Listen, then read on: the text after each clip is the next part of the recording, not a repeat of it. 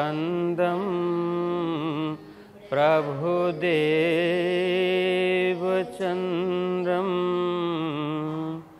व्रजेशरूपेण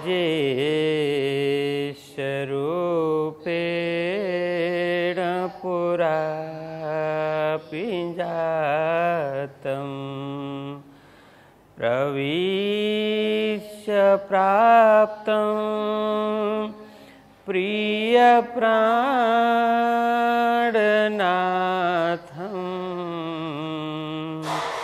परेशपूर्णं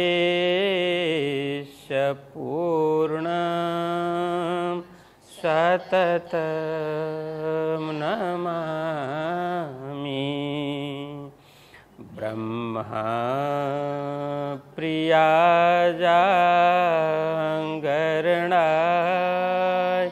जाता सर्वस्वपाता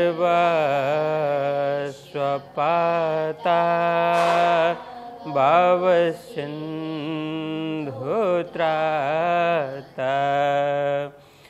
विज्ञानदाता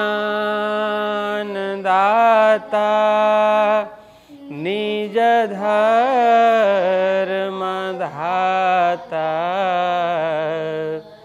दीनैकबन्धो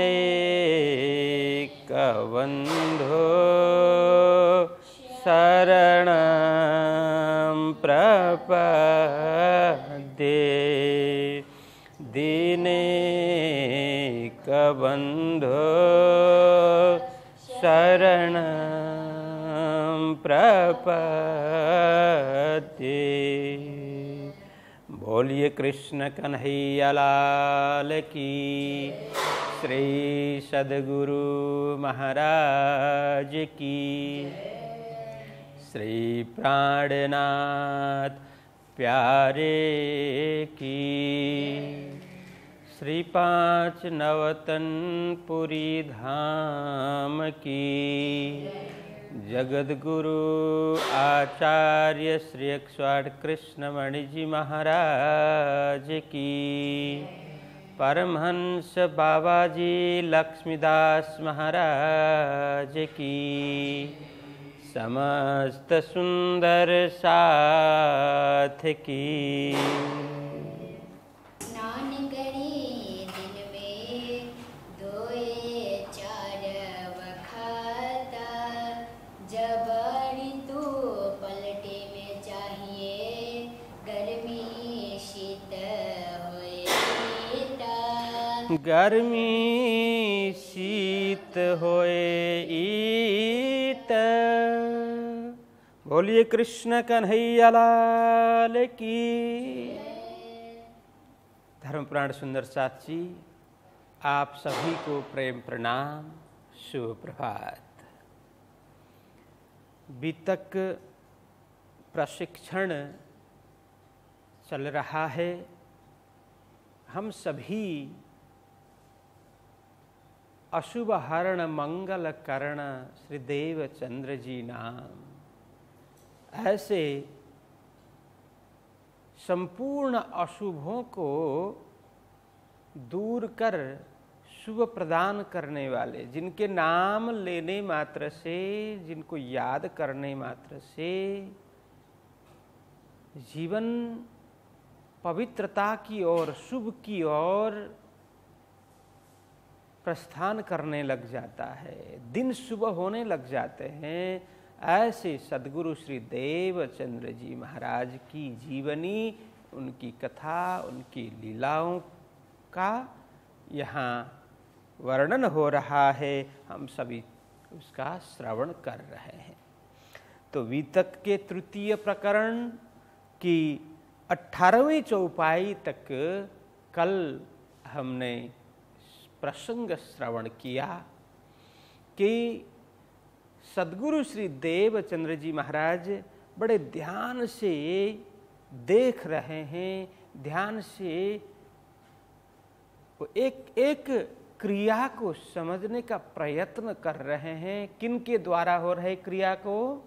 हरिदास जी महाराज, स्वामी हरिदास जी महाराज के द्वारा किस प्रकार से भक्ति हो रही है, किस प्रकार से सेवा हो रही है, किस प्रकार से भगवान की आराधना कर रहे हैं, वे साक्षात स्वरूप मानकर किस प्रकार से भक्ति कर रहे हैं, वो सब देख रहे हैं देवचंद्र जी महाराज। उन्होंने 4 वर्ष पर्यंत कच्छ के विविध स्थानों में अनेक संतों की, अनेक गुरुओं की, अनेक ज्ञानियों की, पंडितों की, मुल्लाओं की सामीप्यता प्राप्त की थी, उनका सत्संग प्राप्त किया था। तो सभी जगह हो करके खोजते हुए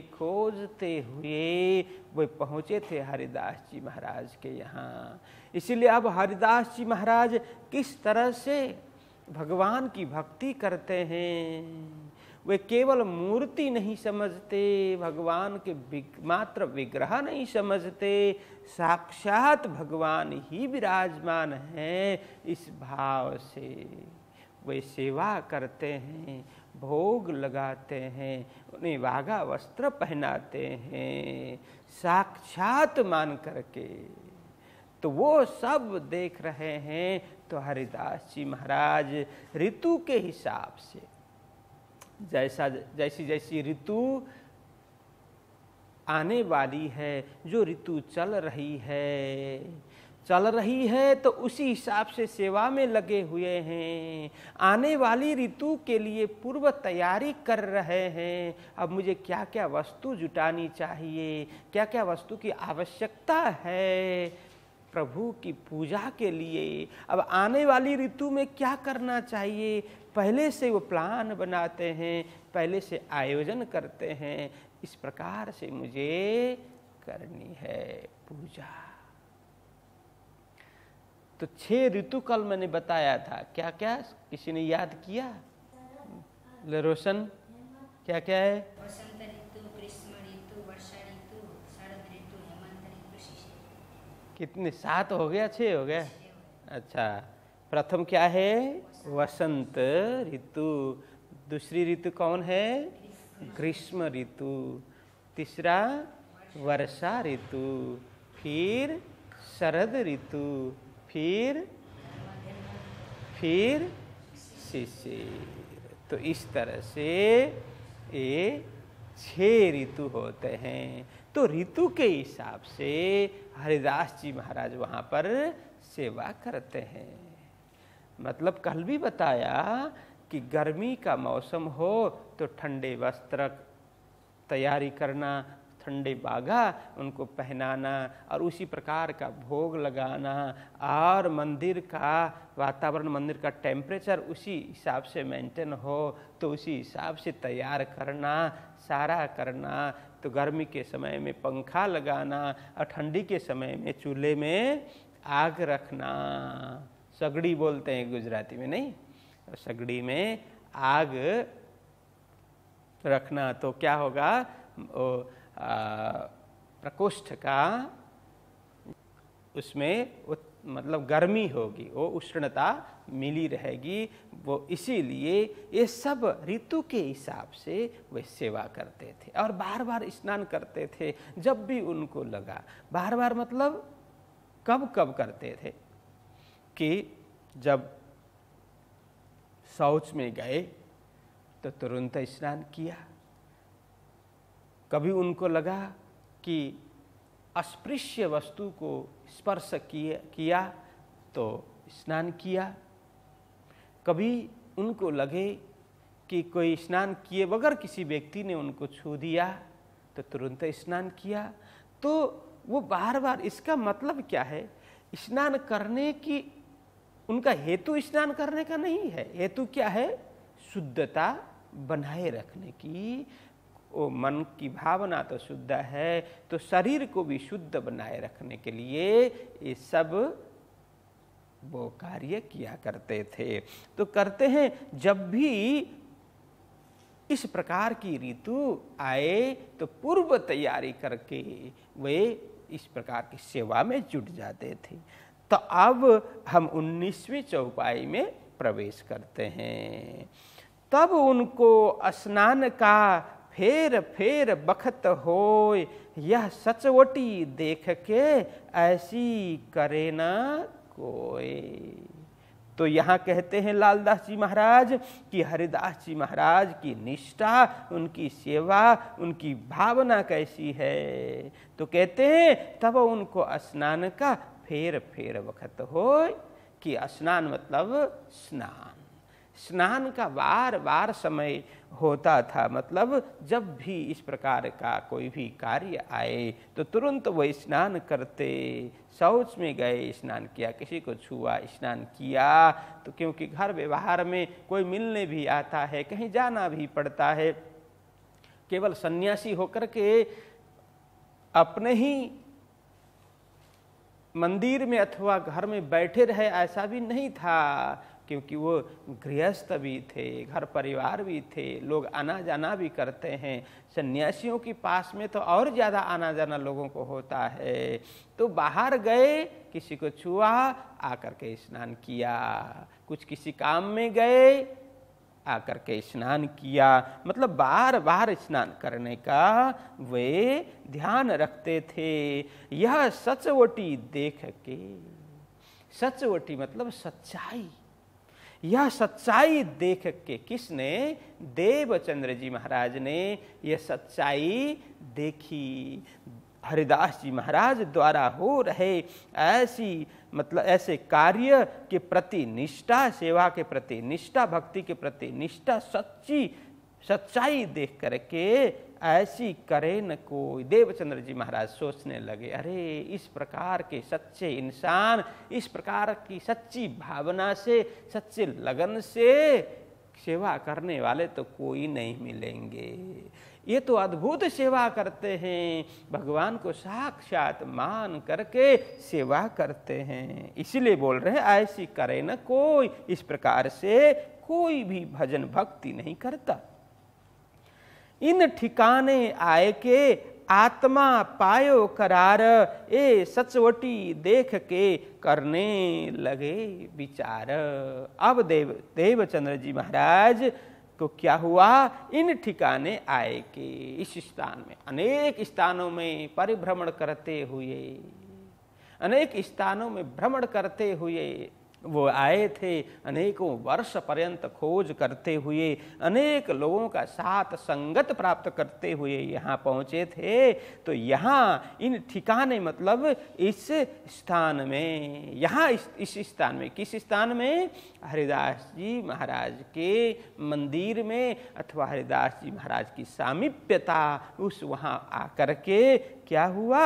आत्मा पायो करार। आत्मा ने, करार मतलब क्या? शांति, सुकून। आत्मा को सुकून मिला, शांति मिली। तो अब उन्हें लगा कि हाँ, मैं जो वस्तु ढूंढ रहा था, जो वस्तु मैं प्राप्त करने का प्रयत्न कर रहा था, इस प्रकार की भावना मैं चाह रहा था, वो यहाँ आकर के मुझे देखने को मिल रही है। ऐसी सच्चाई, ऐसी निष्ठता यहाँ आकर के मुझे नजर आ रही है। वो विचार करने लगे कि आत्मा पायो करार। देवचंद्र जी महाराज की आत्मा को यहाँ संतोष मिल रहा है, शांति मिल रही है। ये सचवटी देख के करने लगे विचार। ऐसी सच्चाई देख करके, ऐसी सत्यता देख करके, कोई बनावटी नहीं, कोई अभिनय नहीं, पूर्ण जीवंत, पूर्ण सच्चाई, पूर्ण लगनता के साथ में वो भक्ति कर रहे हैं। साक्षात मान करके ऐसी सेवा में सच्चाई देख करके देवचंद्र जी महाराज ने मन में विचार किया। क्या विचार किया? इनकी मैं सेवा करूं, वस्तु ग्रहों इनसे, तब लगे सेवा करने, रहे इनकी सुहबत में। देवचंद्र जी महाराज विचार करने लगे। क्या विचार किया? बोलते हैं इनकी मैं सेवा करूं। ऐसे सच्चे गुरु मिलना कोई साधारण बात नहीं है। भगवान के प्रति पूर्ण रूप से समर्पित, अपना कुछ भी नहीं है, दिखावा नहीं है, अभिनय नहीं है, ड्रामा बिल्कुल नहीं है, सच्चे भाव से, सच्ची लगन से सेवा करने वाले ऐसे पहुँचे हुए भगवान के भक्त को गुरु बनाना, यह भी परमात्मा का बहुत अधिक अनुग्रह है। तो उन्हें वह विचार करने लगे, इनकी मैं सेवा करूं। ऐसे सच्चे भगवान के भक्त की मैं क्या करूं? सेवा करूं। मैं सेवा करूं और उन्हें रिझाऊं, क्योंकि जब तक गुरु को रिझाया नहीं जाएगा, किसी ऐसे दूसरी बात चापलूस करके रिझाने की बात नहीं है, हृदय पूर्वक सेवा करके रिझाने की बात है। आत्म कल्याणार्थ, गुरु के द्वारा ज्ञानार्जन करने के लिए, उनके द्वारा दिव्यता प्राप्त करने के लिए गुरु की सेवा। क्योंकि प्राचीन काल से ही जब विद्यार्थी गुरुकुल में जाते थे, गुरु की सेवा करते थे।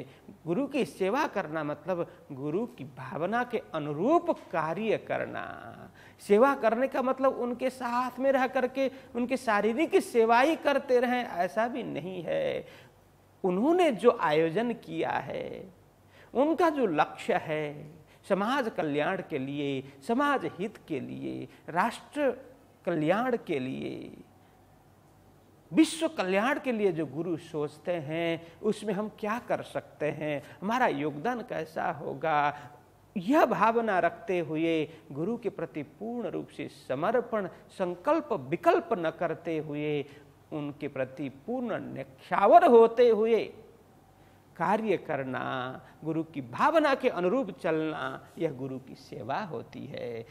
अब शारीरिक सेवा अपने स्तर पर है, लेकिन उनकी भावना के अनुरूप कार्य करना, यह भी गुरु की सेवा ही मानी जाती है।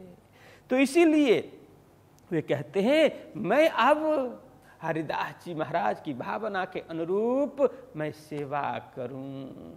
केवल उनकी सेवा थोड़ी की सदगुरु जी ने, तो मंदिर में जो भी सेवा दिखाई देती थी, जो भी आवश्यक उन्हें लगता, तो वो उसी में लग जाते। वो सभी तो गुरु की सेवा है। मंदिर में झाड़ू लगाना, मंदिर में पोता करना, अभ्यागत का स्वागत करना, उन्हें खेम कुशल पूछना, उनका ध्यान देना गुरु दरबार में, तो जो भी आए उनके स्वागत सम्मान में लगे रहना और परिक्रमा करना, भजन कीर्तन करना, एक एक वस्तु में अपना स्वार्थ देखे बगैर मेरा आत्मा का कल्याण कैसे हो, गुरु किस प्रकार से रिझे, ये भावना रखते हुए हर एक कार्य में हाथ बटाना, ये सभी तो गुरु की ही सेवा मानी जाती है। तो देवचंद्र जी महाराज सेवा करने लगे, तो तब लगे सेवा करने रहे इनकी सुहबत में। इनकी सच्चाई, इनकी निष्ठा, इनका भाव, इनकी समर्पणता को देख करके देवचंद्र जी महाराज करने लगे क्या? सेवा। गुरु की सेवा आवश्यक जो भी कार्य है वो सब करने लगे और रहे इनकी सुहबत में। सुहबत मतलब उनके सानिध्य में, उनके सत्संग में, उनके पास रहने लगे। आगे कहते हैं, नित्याने चर्चा सुने जाए बैठे सुहबत, जब ए मतु महते सुनी धाय के आए तित्त। अब क्या कहते हैं, लालदास महाराज यहाँ वर्णन कर रहे हैं कि सुंदर सास जी, तो हरिदास जी महाराज क्या ऐसी शुद्ध भावना को देख करके सदगुरु जी ने विचार किया, मैं गुरु की सेवा करूं, मांगने से मिलता नहीं है। तो ज्ञान ऐसी चीज है जो मांगने से नहीं, वो पात्रता तैयार करनी होती है, पात्रता प्राप्त करनी पड़ती है। जब हम पात्र होंगे, पात्र शुद्ध होगा, गुरु को लगे कि हाँ इस पात्र में ये वस्तु डालनी चाहिए, इस पात्र में यह वस्तु अब टिकेगी और इसको यह वस्तु फलित भी होगी, फुलित भी होगी और यह सबको फलदायी बनने वाली है। इस पात्र में अथवा इस जमीन में यह बीज रोपने से यह बीज क्या उसमें उगेगा और यह फूलेगा, फलेगा, फलदायी होगा। यदि गुरु को ऐसा लगे, पात्र लगे, योग्य लगे, तो वो ज्ञान का बीज उसमें बोएंगे, उसमें डालेंगे।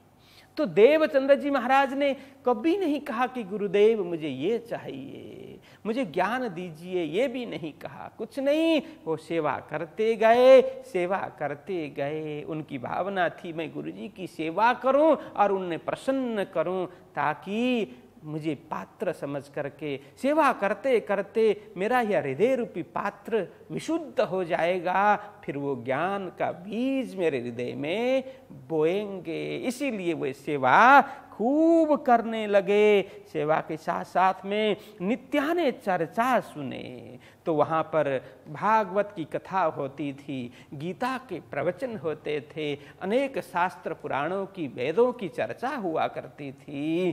तो वहाँ जा कर के सेवा से निवृत्त होकर के एक पल भी विलंब किए बगैर, एक पल को भी व्यर्थ गंवाए बगैर देवचंद्र जी महाराज जाकर के फिर कथा चर्चा श्रवण करते थे कि जाए बैठे सुहावत। हरिदास जी महाराज वहाँ चर्चा करते थे, फिर घर परिवार के लोग भी बैठते थे, गांव के लोग भी आकर के चर्चा श्रवण करते थे, सत्संग में बैठ जाते थे। तो देवचंद्र जी महाराज भी गुरु जी की सेवा, घर की सेवा, मंदिर की सेवा करते करते जो भी समय मिल जाता, फिर जाकर के अविलंब वहाँ पे सत्संग में बैठ जाते। जब ए मत्तु महते सुनी, जाए के धाये के आए तित्ता। ये सुनी, क्या सुनी? हाँ, अभी तो इतने सालों से पता ही नहीं था कि देवचंद्र जी कहाँ गए। बिना कहे घर से निकल गए थे, गृह परित्याग किया माता पिता को बिना बताए। तो माता पिता बहुत बिलख रहे थे, विलाप कर रहे थे, दुखी हो रहे थे। वो कई बार हरिदास जी महाराज के यहाँ पहुँचे थे, मत्तु मेहता जी, कि देवचंद्र जी यहाँ पहुँचे तो नहीं है, लेकिन वहाँ देवचंद्र जी थे नहीं। हरिदास जी कहते थे जैसे ही यहाँ आए, यदि यहाँ भगवान ने उन्हें हाथ पकड़ करके मेरे पास पहुँचा दिया तो मैं आपको सूचना दे दूंगा, यहाँ अभी आया नहीं है। तो इस तरह से लौटते थे। अब देवचंद्र जी महाराज पहुँचे, कई दिन हो गए। यहाँ तो चर्चा में तो थोड़ी देर में पूरी हो जाती है, लेकिन ये कई दिन का, कई महीने का प्रसंग है। इसलिए देवचंद्र जी महाराज वहाँ बैठ कर के सेवा करते हुए, साधना करते हुए चर्चा श्रवण कर रहे हैं, गुरु जी की सेवा कर रहे हैं, मंदिर की आवश्यक सेवाएं सब अपने कंधे में लेकर के सेवा कर रहे हैं। अब इधर हरिदास जी ने भी उधर पत्राचार कर दिया, मत्तु मेहता जी उन्हें कोई परेशानी न हो, क्योंकि हरिदास जी भी बड़े खुश हो गए। देवचंद्र जी महाराज जैसे उनके पास पहुँचे, बहुत खुश हो गए थे कि अच्छा हुआ आप यहाँ आ गए, क्योंकि माता पिता अति चिंतातुर हैं, व्याकुल हैं, पीड़ित हैं, दुखी हैं आपके कारण से। आपके कारण से मतलब आप बिना बताए घर से निकल गए। एकमेव पुत्र, वो भी वृद्धावस्था में प्राप्त हुआ पुत्र, इस तरह से घर से बाहर निकला, कहाँ गया कुछ ख्याल नहीं है, कुछ पता नहीं है। इसलिए माता पिता बहुत दुखी थे। उन्होंने पत्राचार कर दिया, संदेश भेज दिया। जैसे ही संदेश मिला, जैसे ही पत्र मिला, किनको? मत्तु मेहता जी को। इसीलिए कहते हैं जब ये मत्तु मेहते सुनी, उन्होंने सुना, उन्हें ज्ञान हुआ कि देवचंद्र जी कहाँ? हरिदास जी के यहाँ पहुँचे हैं। बहुत खुश हो गए और वहाँ से धाय के आए तित्त, मतलब कुछ भी विलंब किए बगैर घर से देवचंद्र जी महाराज को मिलने के लिए पिताजी पहुँचे। कहाँ? तित्त मतलब इत्त, कहाँ? भोजनगर हरिदास जी के यहाँ। नसीहत जो कहने हती, सो कहे कहे थके सब, ए क्यों माने नहीं, बेजार हुए तब। अब जैसे ही पिताजी पहुंचे, पिताजी को प्रणाम किया, पिता पुत्र मिले, बहुत खुश हुए। अब पिताजी की एक ही भावना है, क्या कि देवचंद्र जी को मैं घर में लौटाऊं, वापस लेकर के जाऊं घर पर। वे उपदेश देने लगे। देवचंद्र जी महाराज ने कहा, पिताजी मैं अभी नहीं जाऊंगा। ये सब प्रसंग चलने लगा। अब यहां कहने का मतलब क्या है, नसीहत जो कहने हती, जिस प्रकार से कहना था, नसीहत मतलब उपदेश, नसीहत का मतलब उपदेश, किस प्रकार का उपदेश। तो पिताजी हैं, वो क्या चाहते हैं, मेरा पुत्र बड़ा हो, प्रगति करे, ये चाहते हैं। इसके साथ साथ में वो क्या चाहते हैं कि मेरे वंश को आगे चलाए, इसका विवाह हो और वंश विस्तार करे, अपने कुल विस्तार करे, कुल को आगे ले जाए, ऐसा चाहते हैं। कौन? मत्तू मेहता जी। हर पिताजी का यही स्वप्न होता है। कितने भी बड़े धार्मिक हो, धर्म के प्रति समर्पित हो, साधु सन्यासियों के प्रति आस्था रखने वाला, विश्वास रखने वाला, प्रेम श्रद्धा रखने वाला क्यों ना हो, लेकिन अपने बेटे को, अपने पुत्र को कोई साधु सन्यासी बनाना नहीं चाहता। इसीलिए मत्तू मेहता जी भी यही चाहते हैं कि देवचंद्र जी का वैराग्य उन्हें रास नहीं आता। वे अब उन्हें आग्रह करने लगे, बेटे चलो, अब घर चलो। माता जी भी बड़ी दुखी है, तुम्हें देखने के लिए उनकी आंखें तरस रही है। अब जाकर के तुम्हें संसार का कार्य करना चाहिए। जितनी साधना करनी थी तुमने कर ली, ये कोई बुरी बात नहीं है, लेकिन हम घर गृहस्थ वाले लोग हैं, इससे अधिक आवश्यक नहीं है। चलो घर चलो, संसार में चलो, वहाँ जाकर के क्या विवाह आदि करेंगे। माता जी को भी खुशी होगी, मुझे भी खुशी होगी। यह मार्ग तो वैरागियों का मार्ग है, सन्यासियों का मार्ग है। इसलिए तुम चलो घर पर, वहीं रह करके सुबह शाम जो भी समय मिले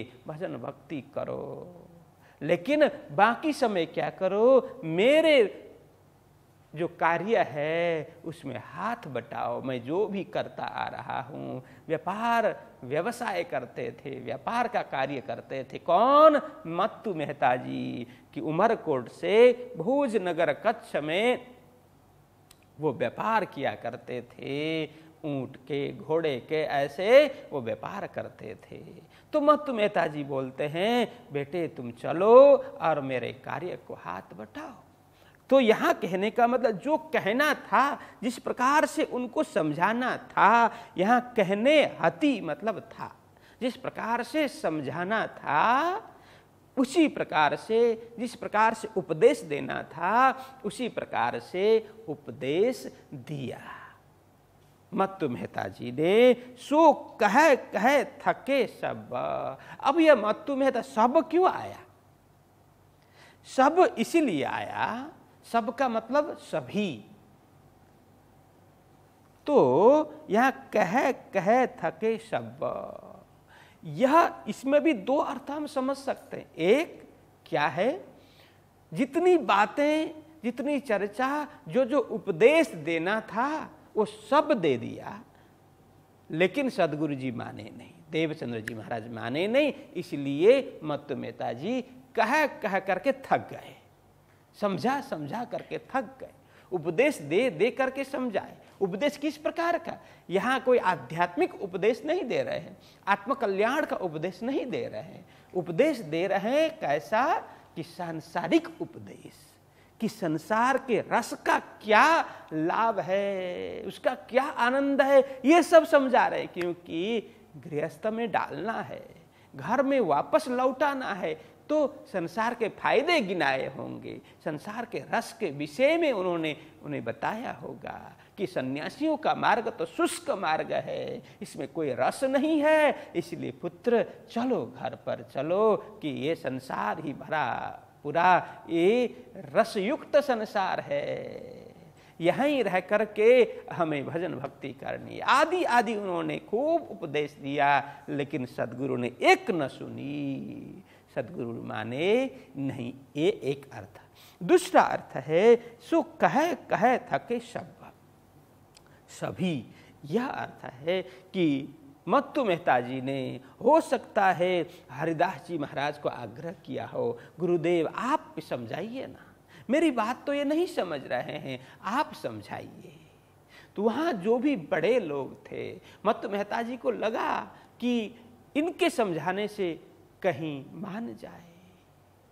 हरिदास जी की अर्धांगिनी ने समझाया होगा, हरिदास जी ने समझाया होगा, उनके बड़े जितने भी समझाया होगा मत्तु मेहता जी को खुश करने के लिए। क्योंकि यह होता है जैसे अपने घर के बेटे बेटी कोई भी अथवा घर के कोई भी सदस्य नहीं मानते हैं, मतलब योग्य आचरण नहीं करते, अथवा तो घर परिवार के अनुकूल वो बरतते नहीं हो, घर परिवार के अनुकूल व्यवहार नहीं करते हो, तो घर परिवार के लोग कहाँ जाएंगे? उनके बड़ों के पास में, गुरुओं के पास में, संतों के पास में, जो उन्हें लगे कि हाँ इनके समझाने से ये समझ सकते हैं, ऐसा लगता है तो वो जाकर के उन्हें गुरुजी को बोलते हैं, गुरुजी आप बता दीजिए, आप उन्हें समझाइए। ये अभी भी चलता है ना, क्योंकि अपने से नहीं होगा तो अपने से बड़े हैं जिनकी बात नहीं काटेंगे, उन्हें लगेगा कि हाँ इनकी बात वो मान सकते हैं, इनकी बात नहीं काटेंगे, ऐसा हो तो वहाँ जाकर के अनुनय करते हैं, आप समझा दीजिए ना, ये ऐसा हम बोल रहे हैं लेकिन ये नहीं मान रहे हैं, आपके समझाने से ये समझेंगे, आदि आदि बोलेंगे ना। तो इसी तरह से मत्तु मेहता जी ने भी हरिदास जी महाराज को बोला, गुरुदेव हमारी बात तो देवचंद्र जी नहीं सुन रहे हैं, आप समझा दीजिए, आपकी बात वो नहीं काटने वाले, आपकी बात को नहीं टालने वाले।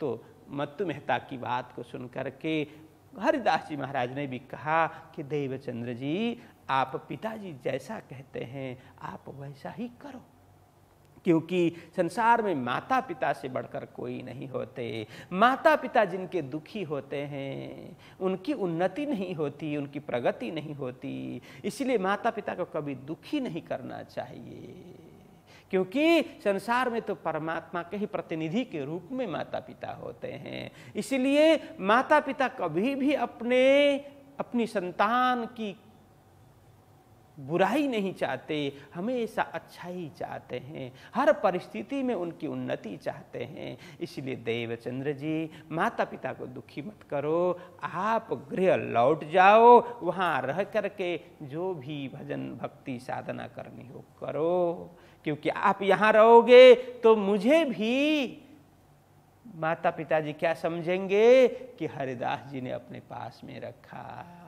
मैंने नहीं समझाया, आदि आदि उनको संदेह हो जाएगा। इसलिए देवचंद्र जी आप घर लौटो। ये आदि आदि उपदेश एक ही चौपाई में नसीहत जो कहने हती, तो सब ने, पिताजी ने, गुरु माता ने, जिन जिन के द्वारा समझाना था सब समझाए, लेकिन कहे कहे थके सब भी थक गए। देवचंद्र जी महाराज टस से मस नहीं हुए, क्योंकि उनको तो अपनी आत्मा का उद्धार करना था। इसीलिए उन्होंने दृढ़ संकल्प लेकर के कहा कि आप लोग जो बात कर रहे हैं वो आपके जगह पे वो सही है, लेकिन मुझे तो आत्म दर्शन करने हैं, परमात्मा के दर्शन करने हैं, उन्हें प्राप्त करना है। अब मैं इस लक्ष्य से कभी भी विचलित नहीं होऊंगा।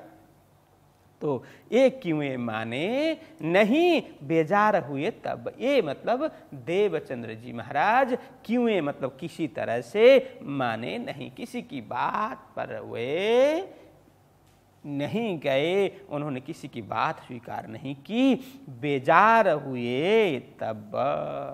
बेजार मतलब दुखी, बेजार मतलब दुखी, तो दुखी हो गए तब। कौन दुखी हो गए?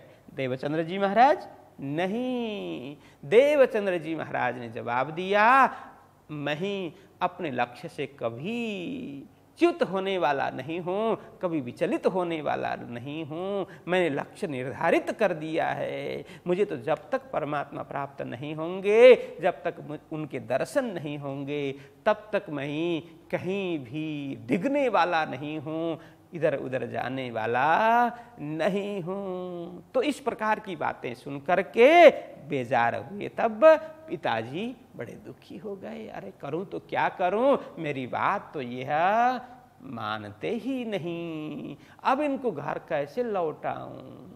वो बड़े बेजार हो गए, विचलित हो गए, दुखी हो गए, परेशान हो गए।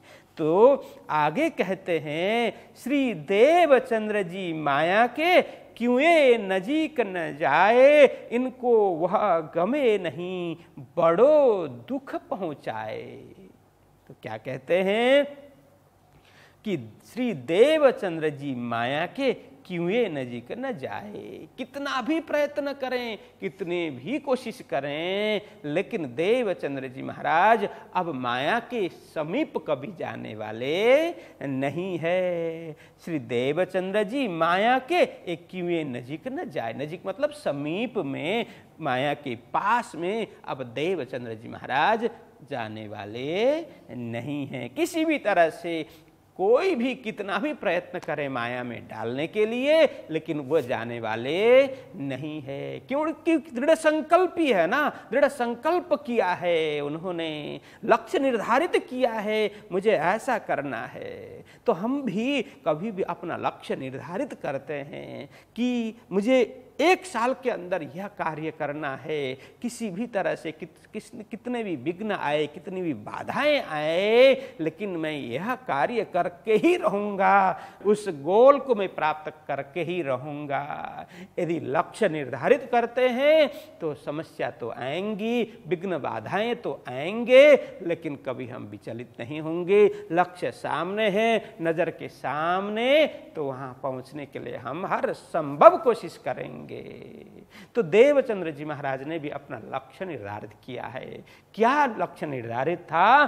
घर से निकले तब से ही मैं कौन, कहां से आया, कहां मेरा भरतार, यह जानना उनका लक्ष्य था। फिर उसके बाद में जैसे ही सिपाही के भेष में स्वयं श्री राज जी ने दर्शन दिए, अंतर्ध्यान के पश्चात उन्होंने संकल्प किया, इनको मैं ढूंढ करके ही रहूंगा, इनको प्राप्त करके ही रहूंगा।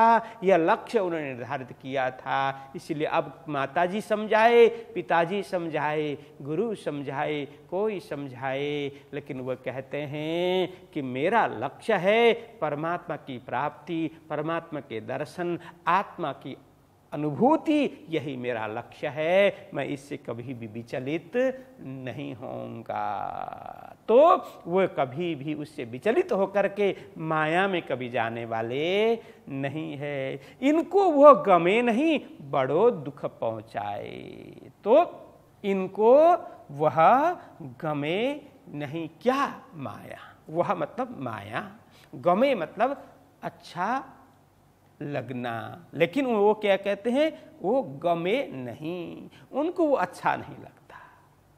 माया में उनकी कोई रुचि नहीं है, उनको पसंद ही नहीं है। घर गृहस्थों को, माता पिता को अपने बेटे शादी करे, विवाह करे, बच्चे पैदा करे, वंश विस्तार करे, कुल का विस्तार करे, यह भाव होता है। बार बार समझाते हैं, लेकिन जिनके लक्ष्य में, जिनके हृदय में परमात्मा बसे हुए हैं, उनके लिए माया तो तुच्छ है, वहां जाना ही नहीं चाहते। इसीलिए इनको, मतलब देवचंद्र जी महाराज को वह गमे नहीं, वो पसंद नहीं है। कहाँ? मायावी कार्य, सांसारिक कार्य अच्छा नहीं लगता, बड़ो दुख पहुंचाए। लेकिन उनके ऐसे व्यवहार से, उनकी ऐसी भावना से बड़ो दुख पहुंचाए। किनको? जो माया में डालना चाहते हैं, माया का कार्य व्यवहार करना या करवाना चाहते हैं, ऐसे माता पिता और अन्य सगे संबंधियों को दुख पहुंचाए। ऐसे परमार्थ की राह पर, परमार्थ के मार्ग पर चल रहे हैं, परमार्थ के पथिक कि ऐसे व्यवहार से लोगों को दुख पहुंचता है, तो बड़ो दुख पहुंचाए। तो इस प्रकार से लालदास जी महाराज समझा रहे हैं। देखिए, कोई प्रत्यक्ष जानबूझ करके दुख देने से ही दुखी होते हैं ऐसी बात नहीं है, लेकिन उनके अनुकूल व्यवहार ना हो। संसार में यही चलता है, अधिकांश लोगों में यही चलता है कि अच्छे और बुरे की परिभाषा अपने अनुकूल होकर के करते हैं। मेरे अनुकूल हो तो वो अच्छा, मेरे प्रतिकूल हो तो वो बुरा। यही संसार का नियम है। और अपने अनुकूल हो तो वाह वाह, और अपने प्रतिकूल हो तो निंदा चुगली। यह संसार की नीति नियम है, रीत रिवाज है। इसलिए किसी के अच्छे कह देने से अच्छा नहीं होता, किसी के बुरे कह देने से बुरा भी नहीं होता। इसीलिए हमें बड़ा समझ करके, सोच करके कदम रखने होंगे, क्योंकि संसार तो अपने हिसाब से व्याख्या करेगा, अपने हिसाब से वर्णन करेगा। इसलिए उनमें कोई सच्चाई नहीं होती। इसलिए किसी को दुखी करने के लिए जानबूझ करके व्यवहार न भी करें, लेकिन उनकी भावना के विपरीत व्यवहार हो, वो जैसा चाहते वैसा न हो, तो दुखी होंगे लोग। ऐसे दुख से घबराना नहीं है। कौन दुखी होगा, कौन क्या होगा, ये विचार नहीं करना चाहिए। हाँ ठीक है, जानबूझ करके अपने स्वार्थ के लिए, अपने कार्य सिद्धि के लिए किसी को दुखी नहीं करना है।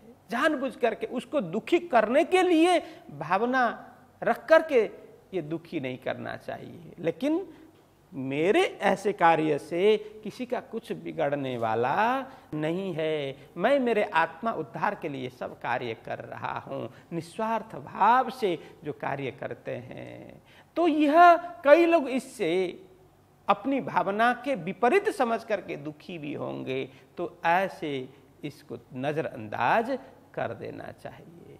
इसीलिए यह कहते हैं कि बड़ो दुख पहुंचाए। तो देवचंद्र जी महाराज की जो भावना है, शुद्ध भावना, पारमार्थिक भावना, उससे लोग दुखी होंगे। तो यहाँ देवचंद्र जी महाराज की यह उनका इंटेंशन यह नहीं है कि किसी को दुखी करूं, लेकिन उनकी भावना के अनुरूप, दूसरे लोगों की भावना के अनुरूप देवचंद्र जी महाराज का चाल चलन नहीं है, क्योंकि वह तो सुबह से शाम तक भजन कीर्तन में, सेवा साधना में मस्त रहते हैं। इसलिए जो लोग ऐसा नहीं चाहते कि देवचंद्र जी ऐसा कार्य न करें, वह गृहस्थ में लौटें, सांसारिक कार्य करें, तो उनके लिए तो यह सेवा साधना यह तो विपरीत, उनके भावना के विपरीत हो गया, इसीलिए वे दुखी होंगे। यह अर्थ है बड़ो दुख पहुंचाए।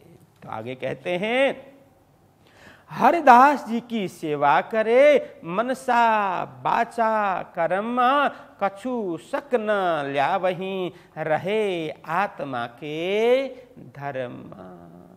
तो कहते हैं देवचंद्र जी महाराज हरिदास जी की सेवा करे, खूब सेवा, तन मन से सेवा करते हैं। मनसा वाचा कर्म, देखिए यहाँ मनसा वाचा कर्म मतलब मन पूर्ण रूप से समर्पित करते हुए। तन तो है, उसमें मन भी जुड़ा हो तो वो सेवा सार्थक होगी। बाकी तो हम बिना मन लगाए कर देना पड़ रहा है। शरीर से तो कार्य कर रहे हैं, मन में भाव नहीं है, मन में सेवा की भावना नहीं है, मन दूसरी ओर भाग रहा है। और जो सेवा कर रहे हैं, जो कार्य कर रहे हैं, उसके प्रति हमारी निष्ठा नहीं हो, प्रेम नहीं हो, तो वो मनसा और कर्मणा नहीं होगा। मनसा कर्मणा के साथ में मनसा जुड़े तो वो सेवा होगी। मात्र कर्मणा करें तो वो कर्म होगा, कार्य होगा। लेकिन जब मनसा जुड़ जाएगा, मन जुड़ जाएगा, तब वो सेवा में परिणत, वही कार्य ही सेवा में परिणत हो जाएगा। इसलिए कहा मनसा वाचा कर्मणा, तन मन संपूर्ण उनको जीवन ही समर्पित कर दिया, मन से, वचन से, मतलब वचन से भी गुरुजी की प्रशंसा और मीठी वाणी, मितभाषी, कोई कटु वचन नहीं, मितभाषी, सत्यम वद प्रियम वद, सत्य बोलना है लेकिन प्रिय रूप से बोलना है। सत्य तो बोलना, कड़वा नहीं बोलना। लोग बोलते हैं मैं तो सत्य बोलने वाला हूं, भले न दुख लगे किसी को, ऐसी बात नहीं है। हमें शास्त्र ने समझाया सत्यम वद, सत्य तो बोलना ही चाहिए, सत्यवाणी भाषण करनी चाहिए, सत्य बोलना चाहिए, लेकिन किस प्रकार से? प्रिय रूप से, अच्छी तरह से, वो अप्रिय लगे इस तरह से नहीं, प्रिय लगे, सत्य भी हो प्रिय भी हो। मतलब सत्य किसी के लिए बोल दें, उसके कल्याण की भावना सोच करके बोलें, प्रिय रूप से उसको समझ में आए इस तरह से बोलें। तो कहते हैं यहाँ देवचंद्र जी महाराज मन लगा करके, तन तो सेवा में लगाई हुआ है, उसमें मन भी जुड़ा है, और कभी बोलना पड़े तो बड़ी मीठी वाणी से, मितभाषी, बहुत मधुर वाणी व्यक्त करते हुए गुरुजी की सेवा कर रहे हैं। कछु शक न ल्यावही, रहे आत्मा के धर्म। शक मतलब संदेह, शंका, उपशंका वो मन में नहीं ला रहे हैं। देवचंद्र जी महाराज अपने मन में किसी भी प्रकार के संदेह, किसी प्रकार की शंका या उपशंका वो नहीं रख रहे हैं। पूर्ण निशंक होकर के, निसंकोच भाव से, पूर्ण समर्पित भाव से, समझते हुए वो सेवा कर रहे हैं। रहे आत्मा के धर्म, उन्हें कोई शरीर का पोषण नहीं करना है, हाँ साधना करनी है, इसलिए ये साधन, शरीर साधन है, उसको बनाए रखना आवश्यक है।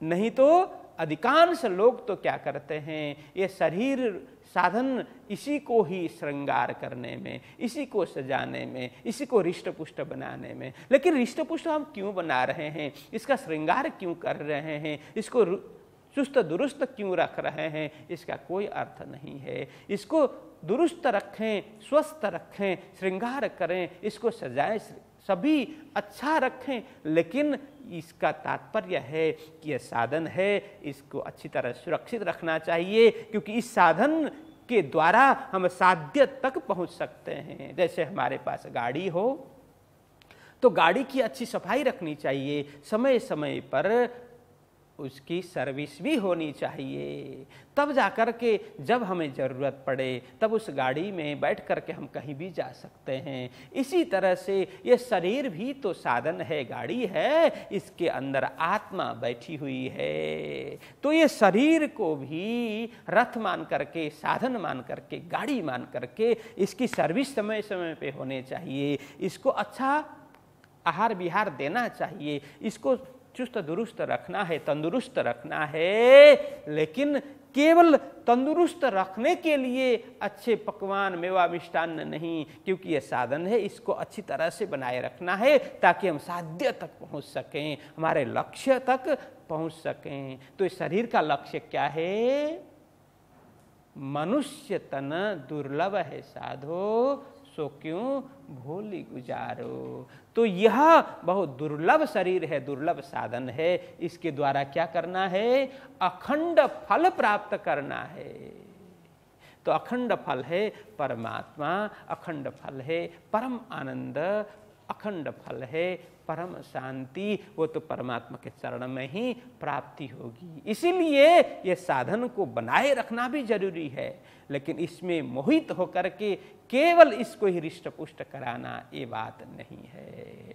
हम गाड़ी तो खरीदे, गाड़ी रखे, उसको घीसते रहे, उसको पॉलिश करते रहे, सर्विस तो करते रहे, लेकिन कहीं उसको जाना आना कहीं भी उपयोगी नहीं करें तो उसका कोई अर्थ नहीं है। वो गाड़ी घिसने का, गाड़ी को मेंटेनेंस सब रखने का, मेंटेन रखने का कोई मतलब नहीं है। तो मेंटेन करें, सर्विस करके एकदम तैयार रखें, लेकिन वो यात्रा के लिए कहीं भी जाना आना सुविधा हो इसके लिए। इसलिए यह अखंड फल प्राप्ति के लिए मनुष्य शरीर हमें प्राप्त हुआ है, उसको योग्य रखें, स्वस्थ रखें और हम यात्रा में आगे बढ़ते रहें। यह भाव है तो सद्गुरु जी आत्मा के धर्म शरीर को रखते हैं तो किस लिए? आत्मकल्याण के लिए। ये आत्मकल्याण के लिए ये साधन है। 84 लाख योनियों में अन्य किसी भी शरीर में आत्मकल्याण नहीं होने वाला, इसीलिए यह मनुष्य शरीर में ही आत्मकल्याण होने वाला है। इसमें यह परमात्मा ने यह इस प्रकार का निर्माण किया है। विवेक, बुद्धि, ये सब परमात्मा ने मनुष्य को दिया है। इसीलिए यह शरीर, मनुष्य तन, यह अखंड फल प्रदान करने में योग्य है। इसीलिए इसको रखें तो सद्गुरु जी कहते हैं कि रहे आत्मा के धर्म। वे सब जो कुछ कर रहे हैं वो आत्मा के कारण, आत्मधर्म निभा रहे हैं। तो कल भी मैंने कहा पेट के लिए नहीं, वो आत्मा के लिए सारा कार्य करते हैं। इस प्रकार से रहे आत्मा के धर्म। तो सद्गुरु जी खूब इस तरह से सेवा कर रहे हैं। गुरु जी की सेवा निष्ठापूर्वक कर रहे हैं। तो अब आगे का प्रसंग हम कल श्रवण करेंगे। अभी के लिए इतना ही। बोलो कृष्ण कन्हैया लाल की।